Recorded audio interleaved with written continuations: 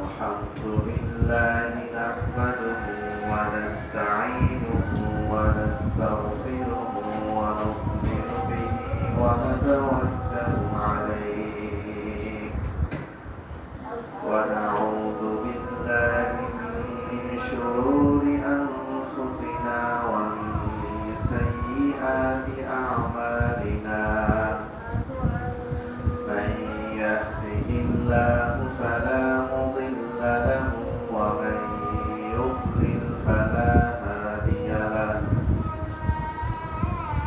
وأشهد أن لا إله إلا الله وحده لا شريك له وأشهد أن محمدا عبده ورسوله أما بعد فإن خير الحديث كتاب الله وخير الهدي هدي محمد صلى الله عليه وسلم وشر الأمور محدثاتها وكل محدثة بدعة وكل بدعة ضلالة وكل ضلالة في النار بعد أعوذ بالله من الشيطان الرجيم بسم الله الرحمن الرحيم يا أيها الذين آمنوا اتقوا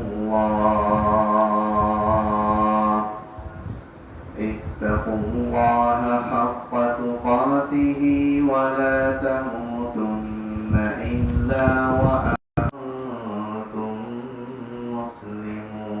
مسلمون يا أيها الناس اتقوا ربكم الذي خلقكم من نفس واحدة وخلق منها زوجها وبث منهما رجالا كثيرا ونساء واتقوا الله الذي تساءلون به والأرحام إن الله كان عليكم رقيبا يا أيها الذين آمنوا اتقوا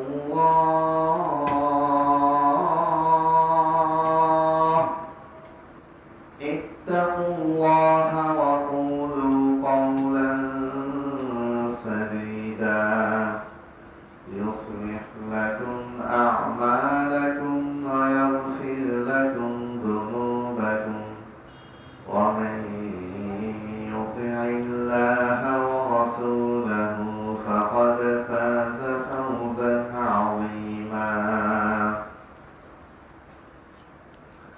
وقال الله تعالى في سورة العنكبوت وقارون وفرعون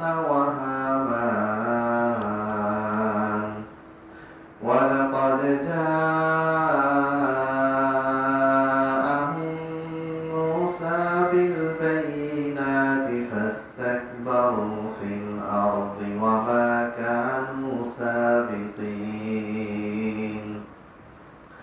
فكلا أخذنا بذنبه فمنهم من أرسلنا عليه حاصبا ومنهم من أخذته الصيحة ومنهم من أخذته الصيحة ومنهم من خسفنا به الأرض ومنهم من أغرقنا أو كما قال الله تعالى.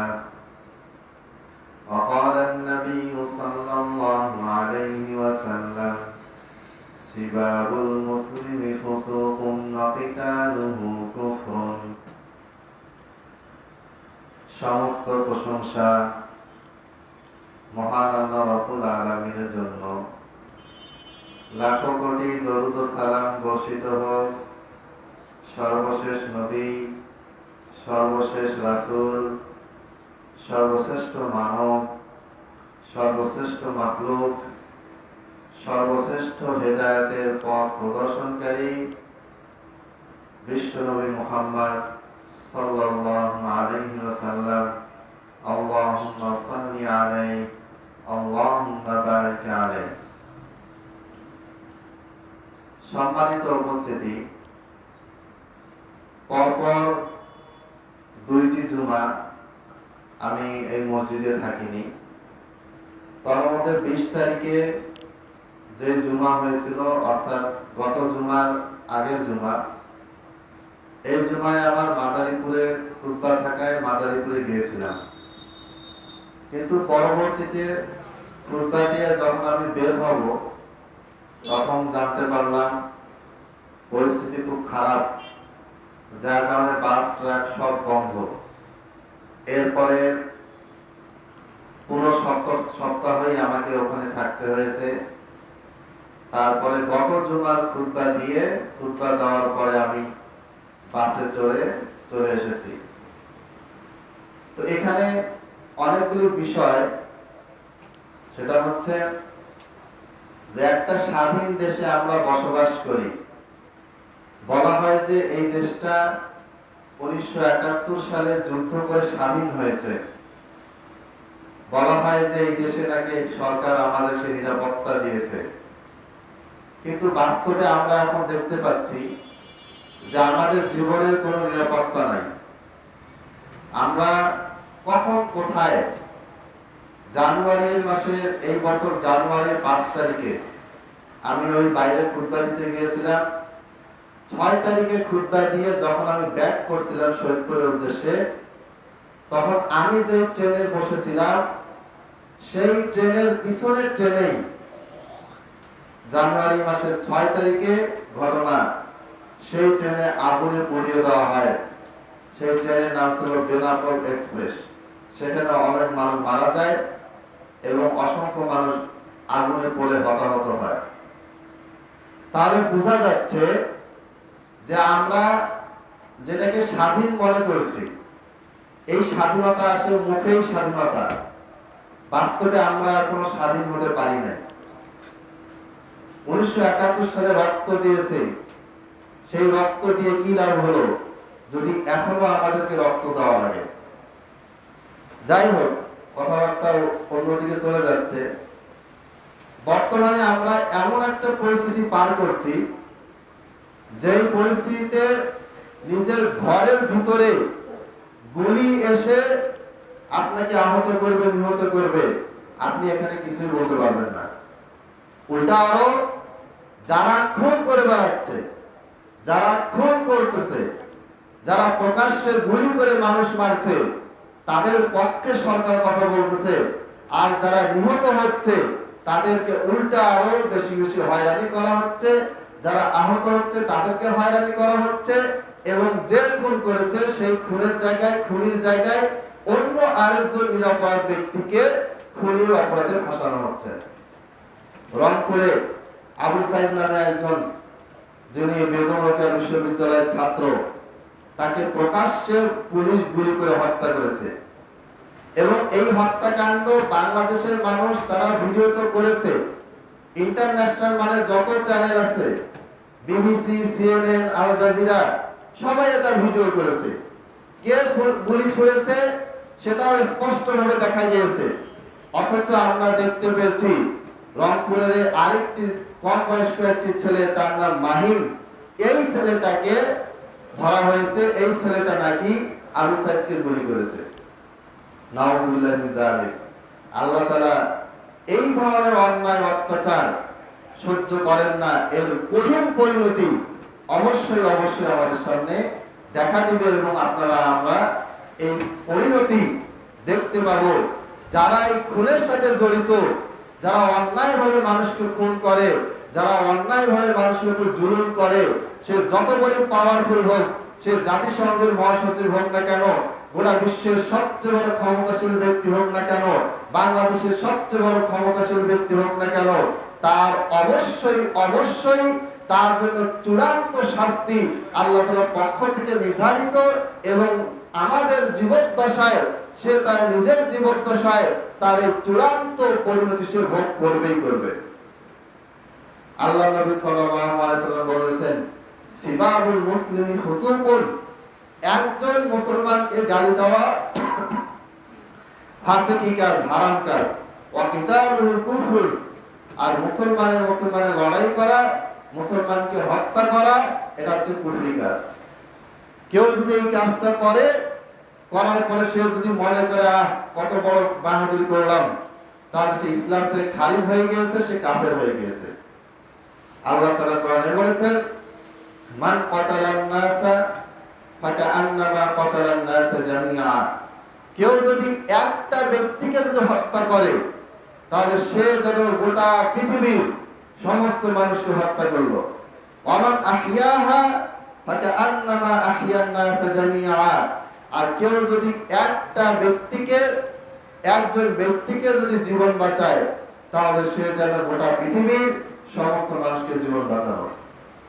এবং আল্লাহ তাআলা কোরআনে বলেছেন, ওয়াল ফিতনাতু আশাদ্দু মিনাল কতল, আর যারা এইভাবে বিভিন্ন ভাবে একটা দেশকে, একটা সমাজকে, একটা রাষ্ট্রকে, একটা জাতির ভিতরে ফিতনা ছড়াচ্ছে, তাদের নিরাপত্তা, জানমালের নিরাপত্তা সব ধ্বংস করছে, তাদেরকে বিভিন্ন রকমের ফিতনা পরীক্ষায় ফেলছে, এই ফিতনা ফাসাদ হচ্ছে হত্যার চেয়ে জঘন্য অপরাধ।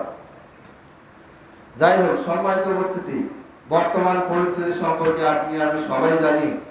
আমরা দেখতে পেয়েছি এমন কিছু ছেলে মেয়ে যাদের বয়স 17 বছর, 18 বছর, যাদের হাতে অস্ত্র তো দূরে থাক, একটা লাঠি পর্যন্ত নাই, এদেরকে গুলি করে মারা হয়েছে, এদেরকে অন্যায়ভাবে জেলে ভরে দেওয়া হয়েছে। বাংলাদেশের জেলে এত জায়গা আর সরকারের এত টাকা হয়েছে যে ফ্রি ফ্রি খাওয়ানোর জন্য পাগল হয়ে গেছে। সারা বাংলাদেশের খুনির রাজ্য, এত বেশি খুন এই দেশে হয়, এত বেশি ধর্ষণ এই দেশে হয়, এত বেশি লুটতরাজ এই দেশে হয়। একজন খুনির বিরুদ্ধে মামলা করলে সেই মামলার রায় আসতে বছর পর বছর পার হয়ে যায়। আপনার বাড়ির জমি দখল করছে, আপনি মামলা দিলেন, এই মামলার রায় আসতে আপনার 5 বছর, 10 বছর, 20 বছর কতদিন যাবে তার কোনো ঠিক নাই। আপনি গাড়ির জন্য লাইসেন্সের আবেদন করছেন, এই লাইসেন্সের আবেদন, লাইসেন্স পাইতে পাইতে আপনার গাড়ি পুরাতন হয়ে আপনি বিক্রি করে দিবেন, কিন্তু লাইসেন্সের হাতে আসে না, 4 বছর 5 বছর লাগে যায়। আমি একবার একটা প্রয়োজনে থানায় একটা অভিযোগ দিয়েছিলাম। এই অভিযোগ দেওয়ার 6 মাস 7 মাস পার হয়ে গেছে, থানা থেকে কোনো খবরই নেয়নি, কোনো বিচার তো হওয়া তো দূরের কথা, কোনো খবরই নেয়নি। আর এখন দেখেন গোটা বাংলাদেশের সমস্ত পুলিশ বাহিনী, র্যাব বাহিনী সব রাস্তায় নেমে গিয়েছে, বাস কিছু হলে নিরাপদ ব্যক্তিকে ধরতেছে। তাহলে কি বোঝা গেল যে বাংলাদেশে সবকিছুই আছে, কিন্তু এগুলো কাজে লাগে না, কাজে লাগানো হয় না। আর যখন কাজে লাগানো হয় নিজের ক্ষমতা টিকিয়ে রাখার জন্য, অন্যায়ভাবে মানুষকে হত্যা করার জন্য এই বাহিনীগুলোকে কাজে লাগানো হয়, তখন ঠিকই এরা খুব দ্রুত কাজ করতেছে। মামলা করা লাগবে না, কিছু করা লাগবে না, ধরবে আর জেলে ভরতেছে।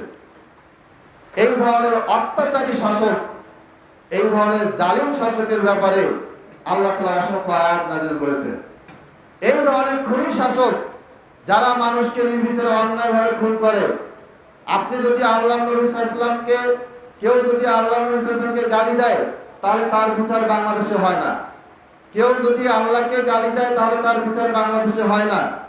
উল্টা তাকে জার্মানিতে পাঠানোর ব্যবস্থা করা হয়, তাকে বিদেশে পাঠানোর ব্যবস্থা করা হয়। আর কেউ যদি শেখ মুজিবকে নিয়ে যদি একটু মন্তব্য করে, ভুল না সঠিক পরের কথা, সাথে সাথে তাকে গ্রেফতার করা হয়।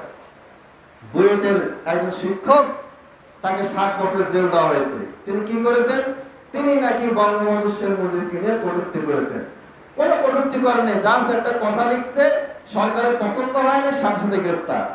গ্রেফতার হওয়ার পরে সাথে সাথে মামলা, সাথে সাথে রায়, 7 বছরের জেল হয়ে গেছে। কোথাকার শিক্ষক? বুয়েটের শিক্ষক। তার মানে বোঝা যাচ্ছে সরকারের হাতে ক্ষমতা আছে, সবকিছুই আছে। সরকার তার ক্ষমতা প্রয়োগ করে তখন যখন তার মনের বিরুদ্ধে যায়, তার মতের বিরুদ্ধে যায়, তার ক্ষমতার বিরুদ্ধে যায়। আর যদি তার পক্ষে যদি থাকে, বিপক্ষে যদি থাকে, তাহলে যা খুশি করুক, সরকার সেই ব্যাপারে কোনো গুরুত্বপূর্ণ পদক্ষেপ নেয় না, কিছু করে না। এগুলো আমরা দেখে আসতেছি। অতএব এই যে বলা হয় স্বাধীন দেশ, আমরা কেউ স্বাধীন না। আমাদের প্রতিটা পদে পদে আমরা এখন বিপদের মধ্যে আছি। আমরা জানি না রাস্তায় কখন গুলি এসে আমাকে লাগাবে, আমি এটা জানি না। যে কোনো সময় মারা যেতে পারে, যে কোনো সময় আমার সাথে ডাকাতি হতে পারে, যে কোনো সময় পুলিশ আমাকে ধরে নিয়ে যেতে পারে। কোনো নিরাপত্তা নেই, কোনো গ্যারান্টি নেই, কোনো স্বাধীনতা আমাদের এখন নেই। সম্মানিত উপস্থিতি, বিষয়বস্তু সম্পর্কে আপনারা অবগত আছেন। অতএব ভূমিকা স্বরূপ সংক্ষেপে কয়েকটা কথা বললাম। এগুলো বক্তব্য বলতে গেলে অনেক কথা, আপনারা রিসেন্টলি অনেক কিছুই দেখেছেন, আপনাদের জানা আছে বিষয়গুলি, কাজে সেদিকে লম্বা করছি না। আমি কোরআনের কিছু আয়াত পড়ব, যদি সময় হয় কয়েকটা হাদিস বলবো, যে আল্লাহ তাআলা এই সমস্ত শাসক, যে কোনো হোক, মুসলমান শাসক হোক, হিন্দু হোক, খ্রিস্টান হোক, যে কোনো শাসক যারা অন্যায়ভাবে সাধারণ মানুষের উপর জুলুম নির্যাতন করে, তাদের ব্যাপারে আল্লাহ তাআলা কি পদক্ষেপ নিয়েছিলেন, তাদেরকে আল্লাহ তাআলা কিভাবে শাস্তি দিয়েছিলেন, সেই সম্পর্কে আমি খুবই সংক্ষেপে কয়েকটি আয়াত বলে আজকে আলোচনা শেষ করব ইনশাআল্লাহ। আমি খুতবার শুরুতে একটি আয়াত পাঠ করেছিলাম, সূরা আনকাবুত আয়াত নম্বর 39-40। সূরা আনকাবুতে আল্লাহ তাআলা বলেছেন, ওয়াকারুনা ওয়া ফিরআউনা ওয়া হামান, ইতিহাসের সবচেয়ে নিকৃষ্ট যে কয়জন জালিম শাসক, যে কয়জন জালিম বাদশা, যে কয়জন জালিম ক্ষমতাধর ব্যক্তি পৃথিবীতে এসেছিল, তার মধ্যে একজনের নাম হচ্ছে কারুন, এর ভিতরে ছিল ফেরাউন এবং হামান। তাদের নাম আল্লাহ তাআলা সরাসরি উল্লেখ করেছে। কারুন একজন ব্যক্তির নাম, হামান একজন ব্যক্তির নাম, তবে ফেরাউন একজন ব্যক্তির নাম নয়। ফেরাউন হচ্ছে, আমরা যেমন বাংলাদেশের প্রধানমন্ত্রীকে প্রাইম মিনিস্টার বলি, জার্মানিতে বলে সোয়েডার, সৌদি আরবে বলে বাদশা, ব্রুনাইতে বলে সুলতান, সেই রকম মিশরে যারা প্রধান হয়, প্রধান ব্যক্তি যিনি থাকেন, শাসক, প্রেসিডেন্ট যিনি হন, তাকে বলা হয় ফেরাউন। এই ফেরাউন, তার ব্যাপারে আল্লাহ তাআলা উল্লেখ করেছেন। এখানে আল্লাহ তাআলা ফেরাউন শব্দটা বলে একাধিক মিশরীয় বাদশার কথা বলেছেন। অর্থাৎ একজন বাদশা মিশরে আসছে আর সে অন্যায় করেছে এরকম না, এরকম অসংখ্য বাদশা মিশরে এসেছিল এবং তারা অনেক বেশি জুলুম অত্যাচার করেছিল। এই জন্য আল্লাহ তাআলা সরাসরি ফেরাউন শব্দটা বলেছেন। মানে ফেরাউন কোন ব্যক্তির নাম নয়, ফেরাউন হচ্ছে একটা উপাধি। অর্থাৎ মিশরের যারা প্রধান শাসক হয়, প্রেসিডেন্ট হয়, তাদেরকে বলা হয় ফেরাউন। আল্লাহ তাআলা যখন কারুন, ফেরাউন ও হামানের কথা বললেন, তারপর আল্লাহ তাআলা বললেন, ওয়ালাকাদ জাআহুম মূসা বিল বাইয়িনাত, যখন আল্লাহর নবী মুসা আলাইহিস সালাম তাদের কাছে, অর্থাৎ ফেরাউনদের কাছে কি নিয়ে আসলো? বিল বাইয়িনাত, স্পষ্ট দলিল। আল্লাহ তাআলার পক্ষ থেকে যখন আয়াত নিয়ে আসলো, আল্লাহ তাআলার পক্ষ থেকে নিয়ে আল্লাহর ওহী যখন নিয়ে আসলো, ফাস্তাকবারু ফিল আরদ, তখন এই ফেরাউনেরা কি করেছিল? মুসা আলাইহিস সালামের কাছে যে আল্লাহ তাআলার পক্ষ থেকে যে ওহী এসেছিল, সেই ওহীটাকে তারা অস্বীকার করেছিল, অহংকার করে সেটাকে বাতিল করে দিয়েছিল, বাদ দিয়ে দিয়েছিল, ফেলে দিয়েছিল। এখানে একটা প্রশ্ন আসতে পারে যে মুসা আলাইহিস সালাম ফেরাউনদের কাছে, তাদের কাছে আল্লাহর বাণী নিয়ে আসলেন, তার মানে বোঝা গেল যে মুসা আলাইহিস সালাম একজন ফেরাউনের সাথে যেটা ঝামেলা হয়েছিল তা না। আমরা তো ঐতিহাসিক সব ঘটনা চেক করি, আল বিদায়া নিহায়া, তারিখে তাবারি, যেগুলো বই আছে, তাহলে আমরা বুঝতে পারি যে মুসা আলাইহিস সালামের সময় দুইজন ফেরাউন ছিল। অর্থাৎ দুইজন শাসক ছিল। একজন শাসক কি করেছিল, বনি ইসরাইল মুসা আলাইহিস সালাম যে বংশে জন্মগ্রহণ করেন, ইয়াকুব আলাইহিস সালামের বংশধর যারা, এই বনি ইসরাইলের কোন ছেলে জন্মগ্রহণ করলেই সেই ফেরাউন কি করত, তাকে হত্যা করত এবং মেয়েদেরকে ছেড়ে দিত। ইউযাব্বিহু আবনাআহুম ওয়া ইস্তাহয়ী নিসাআহুম, সে কি করত, বনি ইসরাইলের কোন শিশু জন্মালে তাকে অন্যায়ভাবে হত্যা করত এবং মেয়েদেরকে কি করত, জীবিত রাখত। ওই ফেরাউনের আমলে কে জন্মগ্রহণ করে, মুসা আলাইহিস সালাম জন্মগ্রহণ করে। পরবর্তীতে মুসা আলাইহিস সালাম ওই ফেরাউনের ঘরে লালিত পালিত হন। এরপরে মুসা আলাইহিস সালাম যখন যুবক বয়সে আল্লাহর নবী হিসেবে দাওয়াতি কার্যক্রম শুরু করলেন, তখন কিন্তু আরেক ফেরাউন ক্ষমতায় এসেছিল। যেহেতু একাধিক ফেরাউন ছিল, এই জন্য আল্লাহ তাআলা বলেছেন যে ফাস্তাকবারু ফিল আরদ, তারা কি করলো, অহংকার ভরে মুসাকে কি করলো, প্রত্যাখ্যান করলো, আল্লাহকে প্রত্যাখ্যান করলো, আল্লাহর বাণীকে তারা অস্বীকার করলো। আপনারা জানেন গোটা পৃথিবীতে সবচেয়ে শক্তিশালী, সবচেয়ে বুদ্ধিমান যে কয়জন বাচ্চা ছিল, ফেরাউনরা তাদের ভিতরে সবচেয়ে টপে ছিল, সবচেয়ে শীর্ষে ছিল। তারা যে অনেক বুদ্ধিমান ক্ষমতাধর ছিল, তাদের ব্রেন যে এত ইন্টেলিজেন্ট তারা ছিল, তার প্রমাণ হচ্ছে মিশরের পিরামিড। মিশরের পিরামিড, তিনটা বড় বড় পিরামিড পাশাপাশি আছে। এই পিরামিডগুলি, প্রথম যে পিরামিডটা বানানো হয়েছে সবচেয়ে বড় পিরামিড, যে পিরামিডটা তৎকালীন মিশরের বাচ্চা, যার নাম ছিল খুফু, অর্থাৎ ওই বাচ্চার নাম ছিল খুফু, তার নামে যে পিরামিডটা করা হয়েছে, এই পিরামিডটা এখন পর্যন্ত অক্ষত আছে, কোনো সমস্যা হয়নি। বুর্জ খলিফা বানানো হয়েছে সর্বোচ্চ 150 বছর টিকবে, 150 বছর পরে টিকতে পারে, নাও টিকতে পারে।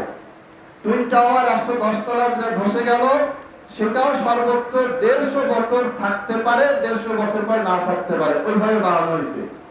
আধুনিক বিজ্ঞান তারা বলছে যে একটা বহুতল ভবন 100 তলা, 150 তলা, 30-40 যত তলাই হোক না কেন, এটাকে সর্বোচ্চ 150 থেকে 60 বছর পর্যন্ত এটার স্টেবিলিটি এটা থাকতে পারে। এর চেয়ে বেশি থাকার সম্ভাবনা খুব কম, থাকতে পারে, না থাকতে পারে।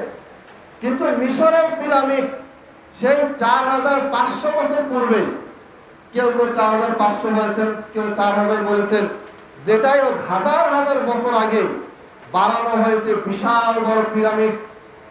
এত বড় একটা বিশাল বড় ভবন পিরামিড তারা বানিয়েছে।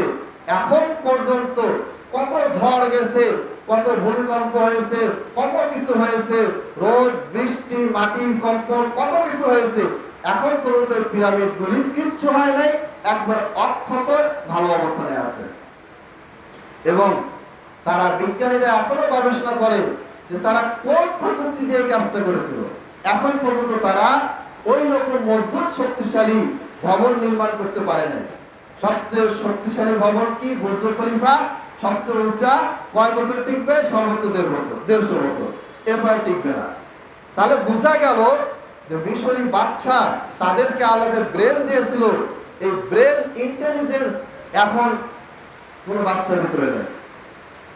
এই রকম তারা তাদের নিজের ক্ষমতা, তারা তাদের নিজের বুদ্ধি, তারা তাদের নিজের জ্ঞানের উপরে এত বেশি ভরসা করত যে তারা নিজেকেই আল্লাহ মনে করত। আল্লাহকে তারা আল্লাহ মনে করে নাই, তারা কি করে নাই, কোন নবীকে তারা গ্রহণ করে নাই, মুসাকে তারা প্রত্যাখ্যান করেছিল। তার কারণ কি? তার কারণ হচ্ছে অহংকার, তার কারণ হচ্ছে নিজের ক্ষমতা।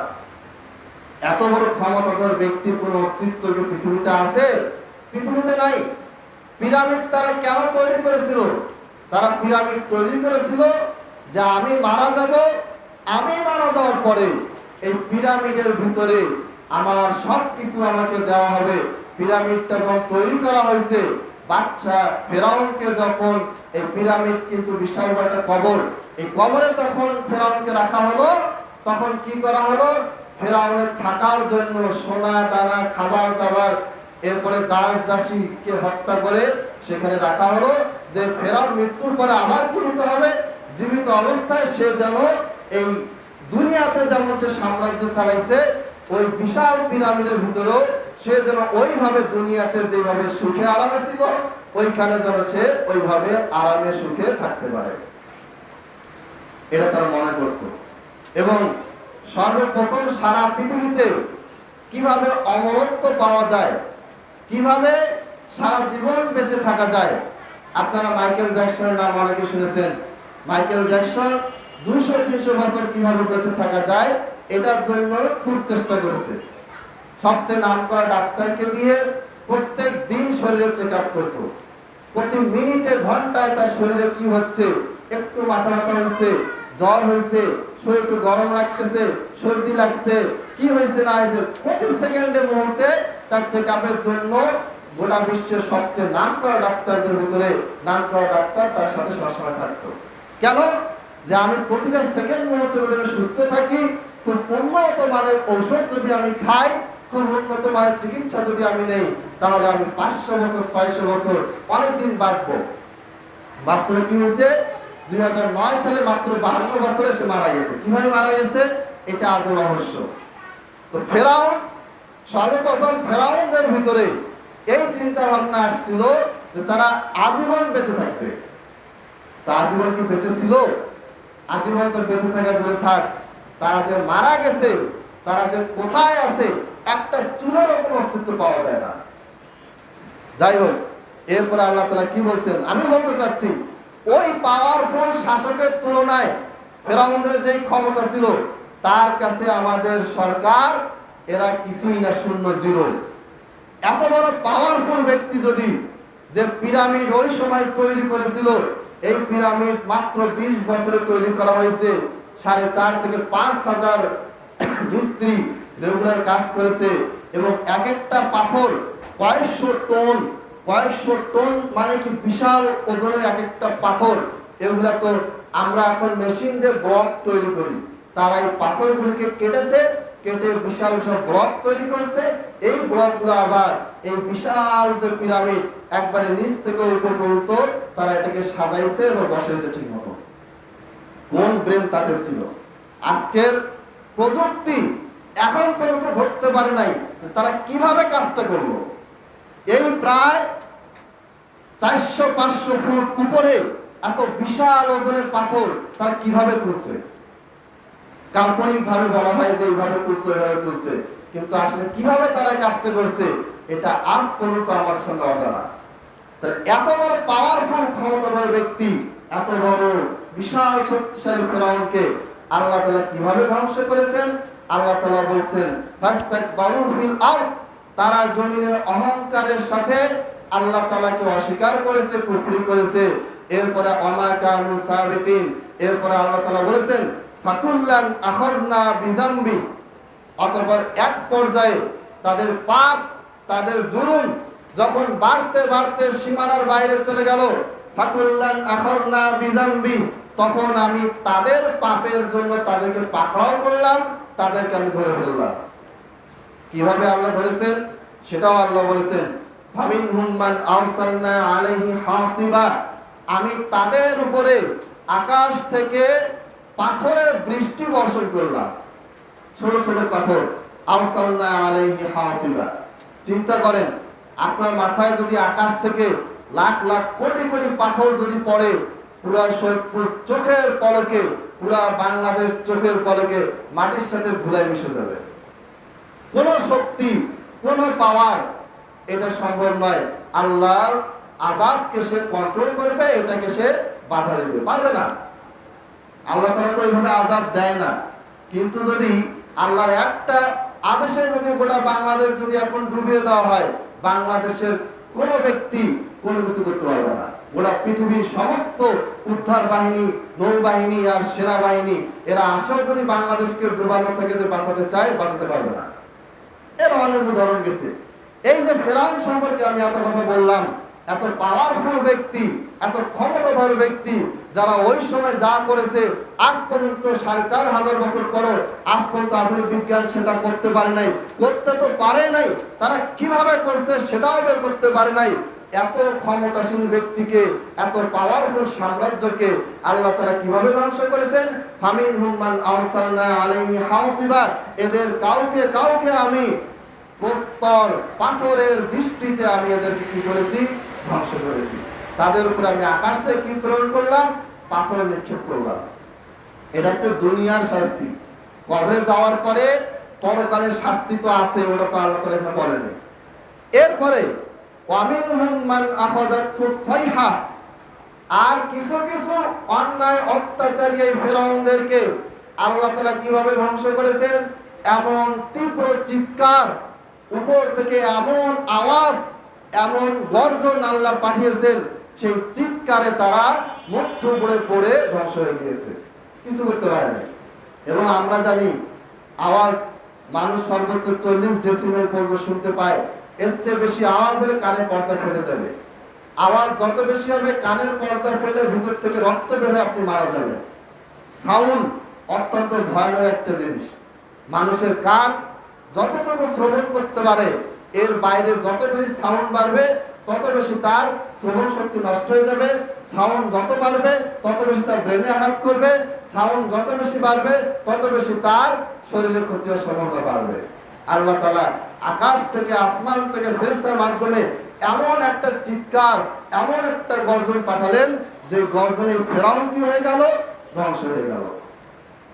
এরপরে আরো আল্লাহ তাআলা বলেছেন ওয়ামিনহুম মান খাসাফনা বিহিল আরদ, এটা শুধু ফিরআউনদেরকে না, গোটা পৃথিবীর অনেক জালিম বাদশাকে আল্লাহ তাআলা এইভাবে শাস্তি দিয়েছেন। কোরআনের ভিতরে আদ সামুদের কথা বলা আছে।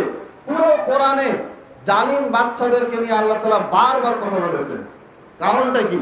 কারণটা হচ্ছে জালিম শাসকেরা যুগে যুগে তারা যেইভাবে অন্যায় করেছে, যেইভাবে তারা নিরীহ ব্যক্তিদের অত্যাচার করেছে, আল্লাহ তাআলা বারবার তাদের ঘটনা দিয়ে বলেছেন তোমরা সতর্ক হও, না হলে তোমাদেরকেও এরকম কঠিন শাস্তি ভোগ করতে হবে।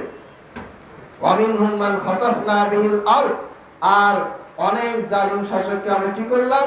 খাসাফনা বিহিল আরদ, তাদেরকে মাটি ভাগ করে জমির ভিতরে আমি তাদেরকে ধসিয়ে দিয়েছি। চিন্তা করেন, আপনি হাঁটতেছেন, আপনি যদি মাটির নিচে ডুবে যান তাহলে কি হবে? সমুদ্রের চোরাবালি, সমুদ্র সৈকতে হাঁটবেন, মাঝে মাঝে দেখবেন যে উপরে বালি আছে, ভিতরটা ফাঁপা। একবার যদি পা পড়ে সাথে সাথে ভিতরে ঢুকে যাবে। তাহলে ওয়ামিনহুম মান খাসাফনা বিহিল আরদ, এদের অনেককে আমি কি করেছি? জমির ভিতরে ধসিয়ে দিয়েছি, জমির ভিতরে ধসিয়ে দিয়ে তাদেরকে আমি ধ্বংস করেছি। ওয়ামিনহুম মান আগরাকনা, আর এদের অনেককে আমি কি করেছি? পানিতে ডুবিয়ে ধ্বংস করেছি, পানিতে ডুবিয়ে মেরেছি। তো এই শাস্তি কি আল্লাহ এখন দিতে পারবে না? আমাদের শাসকরা কি ভুলে গেছে এই আয়াতগুলা? তারা নিজেদেরকে মুসলমান দাবি করে, প্রতি বছর হজ করে, তাহাজ্জুদ পড়ে, কোরআন পড়ে, কত কিছু। তো কেন এগুলো আয়াতগুলো পড়ে না তারা?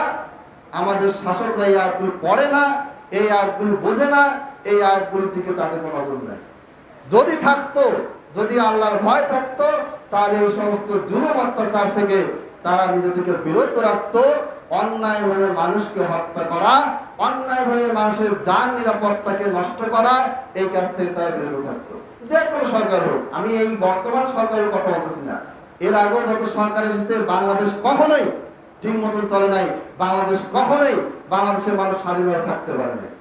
এটা ৭১-এর আগে হোক, ৭১-এর পরে হোক, বিএনপির আমলে হোক, আওয়ামী লীগের আমলে হোক, সব আমলে। তবে সময়ের সাথে সাথে এটা বাড়ছে। আজ থেকে 10 বছর আগে যে নিরাপত্তা ছিল এখন সেটা নাই, এখন আর কমে গেছে। এইভাবে করে আমাদের কিচ্ছু হবে না। সাধারণ জনগণ মাজলুম অবস্থায় মারা যাবে, তারা আল্লাহর কাছে লানত পেশ করবে, আল্লাহর কাছে দোয়া করবে।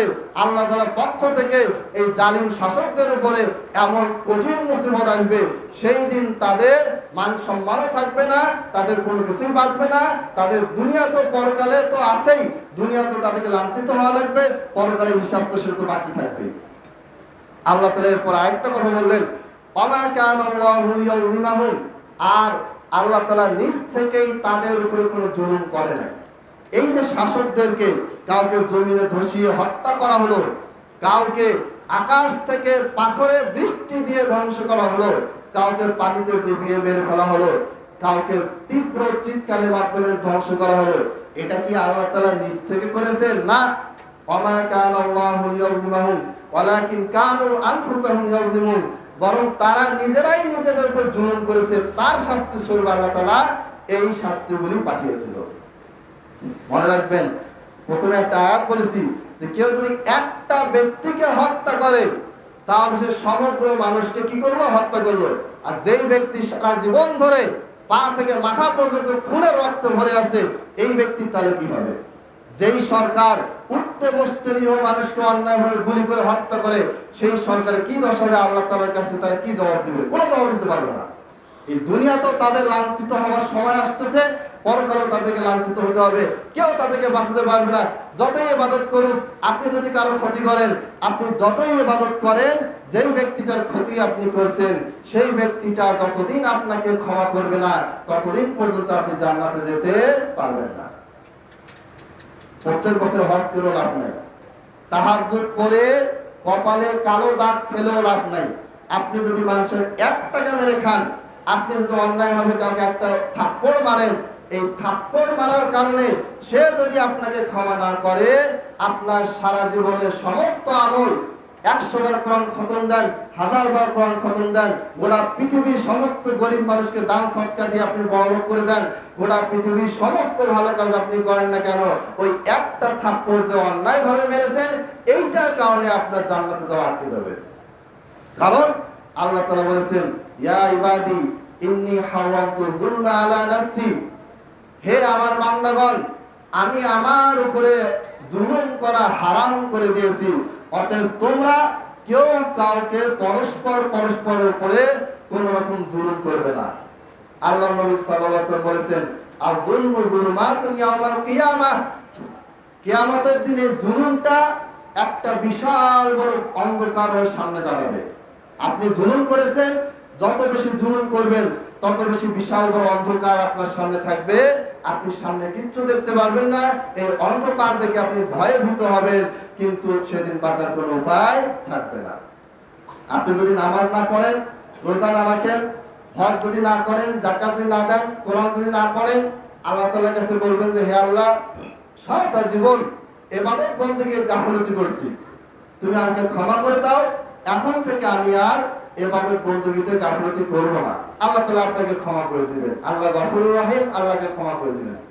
কিন্তু আপনি অন্যায়ভাবে যাকে হত্যা করলেন, আপনি অন্যায়ভাবে যাকে বুলেট দিয়ে পুরো শরীর আপনি আঘাত করে দিলেন, আপনি অন্যায়ভাবে যার হাত ভেঙে দিলেন, আপনি অন্যায়ভাবে যার পা ভেঙে দিলেন, আপনি অন্যায়ভাবে যার মেধাকে নষ্ট করলেন, আপনি অন্যায়ভাবে যাকে শোকের সাগরে ভাসিয়ে দিলেন অনেক পরিবারকে, এরা যতদিন আপনাকে ক্ষমা করবে না, ততদিন পর্যন্ত আপনি জান্নাতে যেতে পারবেন না। আর এটা জানা কথা যে এরা কেউ আপনাকে ক্ষমা করবে না। এখন আপনার বাড়িতে পুলিশ এসে আপনার বাসায় গুলি করে আপনার ছোট বাচ্চাকে মারি দিল, আপনি ক্ষমা করবেন নাকি? আমি তো করবো না, এটা সম্ভব না। আর বাংলাদেশের সিচুয়েশনটা এমন হয়েছে যে মানুষকে এবং সেনাবাহিনী, নৌবাহিনী, পুলিশ বাহিনীকে মানুষের মাঝখানে একটা শত্রুর মতো সামনাসামনি দাঁড় করে দেওয়া হয়েছে। অথচ এরা তো শত্রু ছিল না, সবকিছু ইন্টারন্যাশনাল চক্র। এই চক্রের ফাঁদে আমরা পা দিয়েছি, আমাদের সামনে এখন অন্ধকার ছাড়া আর কিছু নাই। এই জিনিসটা হয়ে আসতেছে, অতীত হয়েছে, সাহাবীদের যুগেও হয়েছে, তাবিঈন যুগে হয়েছে, বিভিন্ন মুসলিম শাসকদের মুসলিম দেশে হয়েছে, বাংলাদেশে এটা হচ্ছে। বাংলাদেশেও এর আগে মুসলমান লড়াই লাগানো হয়েছে, এখনো লাগানো হচ্ছে, ভবিষ্যতে লাগানো হবে। এখান থেকে বের হওয়ার কোনো উপায় আমাদের কাছে নেই। যাই হোক, আল্লাহ তাআলা অনেকগুলো আয়াত বলেছেন, একটি আয়াত বলতে সময় শেষ হয়ে গেল। এরপরে সময় খুবই কম, আমি আর দু একটা কথা বলবো। কারণ যার কথা আল্লাহ তাআলা বললেন, এই কারণের আবার আলাদা করে তার পরিণতির কথা আল্লাহ বলেছেন। দেখেন, একই জিনিস বারবার আল্লাহ বলতেছেন, কারণটা কি? আল্লাহ যে কথাগুলি কোরআনে বলেছেন, এই কথাগুলি ইম্পর্টেন্ট, কিন্তু কিছু কিছু জিনিস তিনি বারবার বলেছেন, তার মানে হচ্ছে এই জিনিসগুলি আরো বেশি ইম্পর্টেন্ট, আরো বেশি গুরুত্বপূর্ণ। এইখান থেকে শিক্ষা যদি আমরা না নেই, তাহলে আল্লাহ তাআলা কঠিন শাস্তি দিবেন। আল্লাহ তাআলা কোরআনে বলেছেন, ওয়াকাযালিকা আখযু রাব্বিকা ইযা আখাযাল কুরা ওয়া হিয়া যালিমা ইন্না আখযাহু আলীমুন শাদীদ। আল্লাহ তাআলা বলেছেন, আল্লাহ তাআলা যখন কোন জালিমকে ধরবে, সেই ধরাটা কেমন হবে? ইন্না আখযাহু আলীমুন শাদীদ, অত্যন্ত কঠিন, অত্যন্ত যন্ত্রণাদায়ক। এমন ভাবে আল্লাহ তাআলা ধরবেন যে এই ধরার পরে আর বাঁচার কোনো উপায় থাকবে না। মনে হচ্ছে যে একটা সাধারণ কথা, আল্লাহ আমাকে ধরবে, শাস্তি দিবে, ছেড়ে দিবে, এটা আমরা মনে করতেছি, কিন্তু আসলে না। আল্লাহ তাআলা এমন ভাবে ধরবেন, ইন্না আখযাহু আলীমুন শাদীদ, এমন যন্ত্রণাদায়ক, যার চেয়ে বেশি যন্ত্রণা আর নাই। এরপরে শাদীদ বলা হয়েছে, শাদীদ মানে এমন কঠিন ভাবে ধরবে যার চেয়ে কঠিন ধরা আর নাই। তাহলে এই কথা বলতে যদি আমাদের দিনে যে ভয় না আসে, তাহলে বুঝতে হবে আমাদের অন্তর মরে গেছে। যখন আল্লাহ ধরবে তখনই আমরা টের পাবো। আল্লাহ তাআলা কারণের ব্যাপারে বলেছেন, ইন্না কারুনা কানা মিন কওমি মূসা ফাবাগা আলাইহিম। কারণ হচ্ছেন একজন ধনী ব্যক্তি, ফেরাউনের মন্ত্রী ছিল। কেউ কেউ বলেছেন ফেরাউনের সভার যে মন্ত্রী পরিষদ, তার ভিতরে তিনি একজন বুদ্ধিদাতা উপদেষ্টা ছিলেন। যাই হোক, সে একজন ব্যক্তি ছিল, অত্যন্ত সম্মানী ব্যক্তি ছিল। ফাবাগা আলাইহিম, সে মুসা আলাইহিস সালামের উম্মত ছিল, মুসা আলাইহিস সালামকে মেরে চলতো। ফাবাগা আলাইহিম, তারপর সে কি করলো? মুসার সাথে বিদ্রোহ করলো, মুসার বিরুদ্ধে চলে গেল, আল্লাহর বিরুদ্ধে চলে গেল। ওয়া আতাইনাহু মিনাল কুনুজ, আর আল্লাহ তাআলা বলেন এই কারণকে আমি অনেক বেশি ধন সম্পদ দিয়েছিলাম। বলা হয়ে থাকে ওই সময়ের গোটা পৃথিবীতে সবচেয়ে ধনী ব্যক্তি ছিল কারণ। এবং ঐতিহাসিকরা বলছেন তার যে ধন সম্পদ ছিল, এই রকম ধন সম্পদওয়ালা ব্যক্তি এখন পর্যন্ত পৃথিবীতে জন্মায় নাই। আমরা তো বিল গেটসের নাম শুনি, অমুকের নাম শুনি, তমুকের নাম শুনি, যে তাদের কি এত এত টাকা, বিলিয়ন বিলিয়ন টাকা। বিল গেটস পকেট থেকে $1000 একটা নোট পড়ে গেলে সে সেটা তুলবে না। কারণ কি? কারণ ওইটা তুলতে, নিচে নামতে তার 4-5 সেকেন্ড খরচ হবে, আর এই 4-5 সেকেন্ডে সে 1000-এরও বেশি ডলার তার ইনকাম হয়ে যাবে। এই জন্য সে সেটা তোলার জন্য ঝুঁকবেও না, হাতও বাড়াবে না। এই যে জ্ঞানীগুলি, এই টাকাওয়ালা মানুষ আমরা দেখতেছি, এর চাইতে আরো অনেক বেশি টাকা পয়সা ছিল কার? কারুনের। এই কারুনকে আল্লাহ তাআলা বারবার কোরআনে উল্লেখ করেছেন, সূরা কাসাসে আবার উল্লেখ করেছেন, ওয়া আতাইনাহু মিনাল কুনুজ, আর তাকে আমি এত বেশি ধন ভান্ডার দিয়েছিলাম। মা ইন্না মাফাতিহাহু লাতানু বিল উসবা উলিল কুওয়া, সে এই ধন সম্পদ পেয়ে, ধন সম্পদ পাওয়ার আগে সে ভালো ছিল। যখন তার এত বেশি প্রচুর পরিমাণে ধন সম্পদ হয়ে গেল, তখন সে কি হয়ে গেল? আল্লাহর অবাধ্য হয়ে গেল। তাহলে বোঝা গেল এখানে একটা বিষয়, যে সম্পদ পাওয়ার পরে আমাদের ঈমান নষ্ট হয়ে যেতে পারে। সম্পদ আসার পরে সেটাকে সঠিকভাবে মেইনটেইন করা, ঠিক মতন যাকাত দেওয়া, দান সদকা করা, এগুলো যদি আপনি করতে না পারেন, এবং সম্পদ অর্জন করতে গিয়ে যদি দেখেন যে আপনার নামাজ পড়ার টাইম হচ্ছে না, রোজা রাখার টাইম হচ্ছে না, কোরআন পড়ার টাইম হচ্ছে না, বা সম্পদ অর্জন করতে গিয়ে আপনি হারামে জড়িত হয়ে গেলেন, তাহলে বুঝতে হবে এই সম্পদটাই আপনার জন্য কি? এটা একটা বড় ফিতনা। আল্লাহ তাআলা কোরআনে বলেছেন, ইন্নামা আমওয়ালুকুম ওয়া আওলাদুকুম ফিতনা, তোমাদের ধন সম্পদ তোমাদের জন্য কি? ফিতনা স্বরূপ। এই কারণ ওই ফিতনায় পড়ে গিয়েছিল। অথচ আমরা যদি ওসমান রাদিয়াল্লাহু তাআলা আনহুর জীবনী পড়ি, তাকে বলা হয় ওসমান গনি। গনি এটা নাম নয়, গনি মানে হচ্ছে অত্যন্ত ধনী। ওসমান রাদিয়াল্লাহু আনহু ছিলেন অত্যন্ত ধনী একজন ব্যক্তি। ওসমান রাদিয়াল্লাহু আনহু এত ধন সম্পদ পাওয়ার পরে পুরোটাই আল্লাহর পথে ব্যয় করেছেন। তাহলে সম্পদ আসার পরে যদি আপনি এটাকে সঠিকভাবে ব্যয় করেন, তাহলে এটা আপনার জন্য বড় নেকি অর্জনের ওসিলা। আর যদি সম্পদ আসার পরে আপনি যদি সঠিকভাবে এটাকে ব্যয় করতে না পারেন, তাহলে কারণের মতন ফিতনায় পড়ে যাবেন, অবাধ্য হয়ে যাবেন, এরপরে আপনার জন্য জাহান্নাম থাকবে। সম্মানিত উপস্থিতি, সময় শেষের দিকে আসলে এই বিষয়গুলি আমি সাধারণত এই টপিকগুলি নিয়ে কথা বলি না। এগুলি এত বেশি বেড়েছে, জুলুম অত্যাচার সারা পৃথিবীতে এত বেশি বাড়ছে, মানুষ এখন দিন দিন এমন অশান্তিতে পড়তেছে, কারো কোনো সুখ নাই, শান্তি নাই, সবসময় মাথায় টেনশন। এই যে আমার বাচ্চাটা স্কুলে গেল, সে যাচ্ছে আসতেছে, না জানে কি না কি সমস্যা হয়ে যায়। কারণটা কি? কিয়ামতের আগে আগে মানুষের চরিত্র এত বেশি নিকৃষ্ট হবে, মানুষ এত বেশি নিচে যাবে যে সে নিজের স্বার্থ হাসিলের জন্য সে 10 জনকে খুন করতে দেরি করবে না, সে নিজের স্বার্থ হাসিলের জন্য 10 জনকে ঠকাতেও সে দেরি করবে না। আল্লাহ তাআলা এই শেষ জামানার ব্যাপারে যে হাদিসগুলি আছে, তার মধ্যে একটা হাদিসে বলা হয়েছে, মানুষ কবরের পাশ দিয়ে যাবে আর বলবে যে ইস, আমি যদি কবরে থাকতাম, ফায়ামুরু উলাইকা, তারা এদের পাশ দিয়ে যাবে আর আফসোস করে বলবে, ইস, আমি যদি এই কবরে থাকতাম। কেন?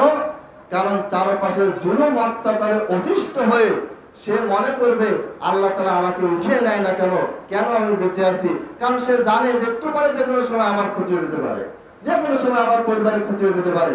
এই যে একটা পরিস্থিতি, এই পরিস্থিতির দিকে আমরা যাচ্ছি। আমাদেরকে কি করতে হবে? আমাদেরকে আল্লাহর কাছে ধৈর্যের জন্য দোয়া করতে হবে, আল্লাহ তাআলার কাছে আমাদের মুক্তির জন্য দোয়া করতে হবে, এবং সেই সাথে আমাদের নিজেকে যতটা সম্ভব অন্যায় থেকে বিরত রাখতে হবে। সবসময় খেয়াল রাখবেন, আপনার দ্বারা ইবাদত কম হোক, আপনার দ্বারা নামাজ রোজা কম হোক, কিন্তু আপনার দ্বারা অন্যের উপরে জুলুম যেন না হয়। এই জুলুমটা আপনি যতই ইবাদত করেন বন্ধই করেন না কেন, আপনি কারোর উপর জুলুম করলে এই জুলুমটা কিয়ামতের দিন আপনার সামনে বিশাল অন্ধকার হয়ে আসবে। অন্ধকার কি জিনিস? যখন আমাদের সামনে কারেন্ট থাকে না, লাইট থাকে না, মোমবাতি থাকে না, মোবাইল থাকে না, তখন অন্ধকারে আমরা এক পাও সামনে আগাতে পারি না। যেই ঘরে আপনি 20 বছর 30 বছর থাকলেন, ওই ঘরে কারেন্ট চলে গেলে ঘরের কোন কোনায় কি রাখছেন খুঁজে পান না। এটা আমাদের চোখের সামনে যদি এটা হয়, তাহলে পরকালে যে অন্ধকার হবে, যেই অন্ধকার এই দুনিয়ার অন্ধকারের মতো নয়, যেই অন্ধকার খুবই নিকৃষ্ট অন্ধকার, ওই অন্ধকার যদি আপনাকে আমাকে যদি ঢেকে ফেলে, তাহলে সেদিন কি হবে? সেদিন আমার নামাজ আমার রোজা কাজে আসবে না। অতএব সম্মানিত উপস্থিতি, আল্লাহ তাআলা অনেকগুলি আয়াত আছে বলতে চেয়েছি, দু একটা বলতে সময় শেষ। আল্লাহ তাআলা জালিম শাসকের পরিণতি কোরআনে বলেছেন, হাদিসেও অনেকগুলি ঘটনা আছে। আমি আসহাবুল উখদুদের ঘটনা বলেছিলাম যে মুসলমান হওয়ার কারণে তাদেরকে বিশাল বড় গর্ত করে গর্তে তাদেরকে ফেলে হত্যা করা হয়েছে। এরপর সেই বাদশাকে আল্লাহ তাআলা কি করেছেন? জাহান্নামে দিয়েছেন। দুনিয়াতে সে পাওয়ার দেখিয়েছে, পরকালে সে জাহান্নামে গেছে। অতএব মুসলিম শাসক হোক, আমাদের নিজের দেশের শাসক হোক, আর ভারতের শাসক হোক, আর পাকিস্তানের হোক, আর সৌদি আরবের হোক, যে কোনো শাসক, তারা যদি অন্যায় অত্যাচার করে, তাহলে এই শাসকদের পরিণতিও ফেরাউনের মতো হবে, হামানের মতো হবে, কারুনের মতো হবে। এই শাসকদের পরিণতি আদ সামুদের মতো হবে। এই শাসকদের পরিণতি সবচেয়ে নিকৃষ্ট জঘন্য জালিম শাসকদের মতো হবে। তাদেরকে কেউ সেদিন বাঁচাতে পারবে না, দুনিয়াতেও কেউ বাঁচাতে পারবে না, পরকালেও কেউ বাঁচাতে পারবে না।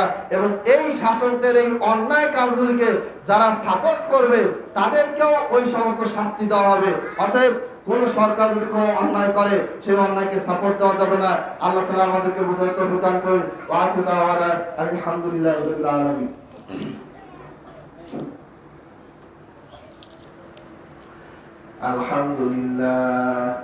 আলহামদুলিল্লাহি নাহমাদুহু ওয়া নাস্তাঈনুহু ওয়া নাস্তাগফিরুহু ওয়া নু'মিনু বিহি ওয়া নাতাওয়াক্কালু আলাইহি ونعوذ بالله من شرور أنفسنا ومن سيئات أعمالنا من يهده الله فلا مضل له ومن يضلل فلا هادي له وأشهد أن لا إله إلا الله وحده لا شريك له وأشهد أن محمدا عبده ورسوله اللهم صل على محمد وعلى آل محمد كما صليت على إبراهيم وعلى آل إبراهيم إنك حميد مجيد اللهم بارك على محمد وعلى آل محمد كما باركت على إبراهيم وعلى آل إبراهيم إنك حميد مجيد عباد الله رحمكم الله إن الله يأمر بالعدل والإحسان